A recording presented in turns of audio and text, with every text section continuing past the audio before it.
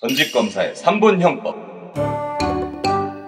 전직검사 현직 변호사 김규현입니다. 오늘의 3분 형법 18조부터 시작합니다. 제18조, 위험의 발생을 방지할 의무가 있거나 자기 행위로 인하여 위험 발생의 원인을 야기한 자가 그 위험 발생을 방지하지 아니한 때에는 그 발생된 결과에 의하여 처벌한다. 보통 범죄는 내가 뭔가를 해야 되잖아. 근데 내가 뭔가를 안 하면 처벌이 되는 범죄가 있어요. 아주 특수하죠. 대표적인 예가 세월호 사건입니다. 자, 배가 가라앉고 있으면 선장은 방송을 하고 승객을 대피시켜야겠죠. 근데 여기서 선장 아무것도 안 했죠. 아무것도 안 했기 때문에 살인죄로 무기징역이 확정됐습니다. 이게 부작위범이에요. 제19조, 동시 또는 이시의 독립행위가 경합한 경우에 그 결과 발생 원인된 행위가 판명되지 아니한 때는 각 행위를 미수범으로 처벌한다. 자, 2명의 암살자가 있습니다. 근데 암살 대상이 같아요. 동시에 총을 쏴서 사람을 딱 죽였어. 근데 누구 총에 맞았는지 몰라. 미스터 션샤인? 이러면 누가 죽였는지 알 수가 없으니까 둘 다 미수죄로 처벌한다는 뜻입니다. 제20조, 법령에 의한 행위 또는 업무로 인한 행위, 기타 사회상규에 위배되지 아니하는 행위는 벌하지 아니한다. 정당행위라 그래요. 법에 따라서 한 행위, 정당한 업무 집행을 하면 처벌받지 않습니다. 사형을 집행한 교도관, 전장에서 적군을 사살한 군인, 살인죄잖아. 근데 법에 따라서 내 업무를 한 거기 때문에 처벌받지 않습니다. 이거 처벌하면 안 되겠지. 사회상규에 위배되지 않는 행위도 처벌되지 않습니다. 이건 근데 인정 요건이 조금 빡빡합니다.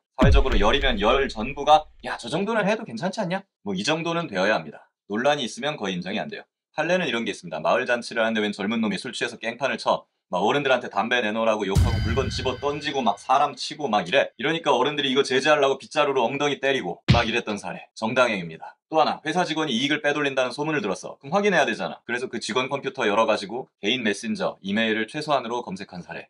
정당행위입니다. 처벌 안 받습니다. 제21조, 현재 부당한 침해로부터 자기 또는 타인의 법익을 방해하기 위하여 한 행위는 상당한 이유가 있는 경우에는 벌하지 아니한다. 자, 여러분도 다 아시는 정당방위 나왔습니다. 근데 아시다시피 우리나라 법원이 정당방위 인정을 정말 빡빡하게 합니다. 특히 이 두 가지 요건이 있어서 그래요. 1번, 현재의 침해가 있을 것. 2번, 상당한 이유가 있을 것. 이게 문제입니다. 자, 이제 현재의 침해. 지금 적이 공격해오고 있어야 돼. 근데 내가 반격을 해서 제압을 했어. 적의 공격이 끝났지. 그럼 나도 즉시 멈춰야 됩니다. 근데 이미 양쪽이 다 엄청 흥분한 상태에서 그게 돼? 자, 이제 너도 한번 당해봐라 하면서 그냥 막 더 패지 막. 근데 이러면 정당방위가 안 된다는 거예요. 자, 2번 상당한 이유. 이거 더 문제입니다. 일단 말 자체가 애매모호해. 대체로 판례는 비례성, 최소 침해 원칙이라는 걸로 판단을 합니다. 어린애가 뭐 조그만한 막대기 들고 날 막 때려. 또 아무리 어린애라도 맞으면 나 다칠 수 있잖아. 그러니까 어린애를 이렇게 밀치거나 뭐 이런 정도는 할 수 있겠죠. 이러면 정당방위. 근데 어린애를 총으로 쏴 죽였어. 아니면 칼을 들고 막 찔렀어. 어린애를 상대로 총칼을 드는 거는 이거 도를 넘어섰다. 정당방위가 아니라는 거죠. 이론은 이런데 현실에선 복잡해요. 조금만 오바해도 인정이 안 됩니다. 어른끼리 다투다가 한쪽이 일방적으로 두드려 맞아. 자기가 수세에 몰리니까 과도를 들고 상대방을 찔렀어. 내가 일방적으로 맞고 있는데 이거 방어할 방법이 칼을 드는 거 말고 더 있을까?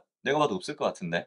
근데 정당방위 인정 안 됩니다. 상당한 이유가 없대. 이런 사건도 있었어요. 12살 때부터 의붓 아버지한테 계속 성폭행을 당했던 여자분이 계세요. 거의 10년 동안 계속 피해를 당하다가 그 소나기에서 벗어나기 위해서 남자친구와 같이 아버지를 죽인 사건입니다. 여기서 아버지가 딸을 지속적으로 성폭행하고 감시하고 가스라이팅 해왔단 말이에요. 근데 심지어 의붓 아버지가 고위 검찰 수사관이었어. 도망가도 다 잡혀.